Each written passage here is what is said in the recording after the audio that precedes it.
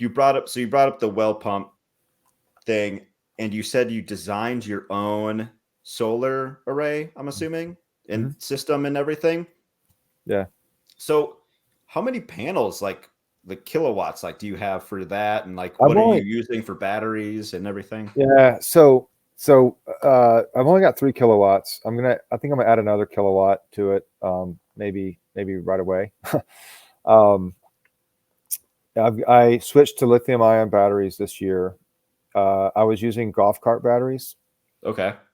and the biggest problem with the lead acid batteries is they just can't handle the depth of discharge. I mean, and Sure. you know, if one of the kids forgot to turn off the sprinklers or forgot something or there was a leak or whatever, the well pump runs all night. It'll almost discharge them to zero, and they just don't recover. So we had a couple of situations like that where we had just discharged them too deeply, and we were frying a set about once every year and a half. Oh, There's only about $1,000, to replace them. The problem is that, um, what I would have had to do is go and spend $2,000 and maybe three to really have enough capacity to discharge as deeply as I need to. And that would have forced me to, up the wattage on the array and all that. And I thought it would be ultimately a better idea to go ahead and go lithium iron phosphate. So we did that.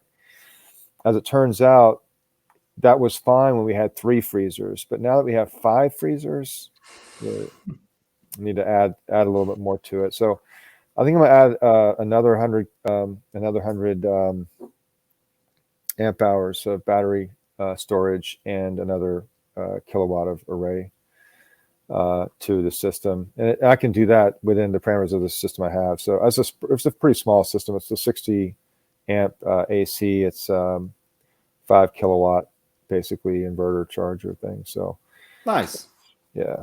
Did you go solar out of necessity or want? I'd probably have to say want. In theory, we could probably get power back there, but what I'd been told it was going to cost several $1,000s, and I'd rather spend that on solar.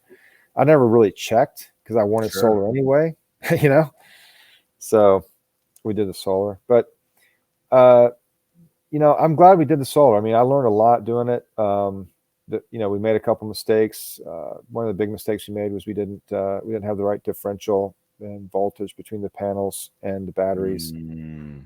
Fix that. Another mistake we made was with the lead acid batteries, just discharging them too deeply. And we did that twice, and we just did not have the right parameters. Like I said, we had to have a much bigger lead acid bank to handle what we were doing.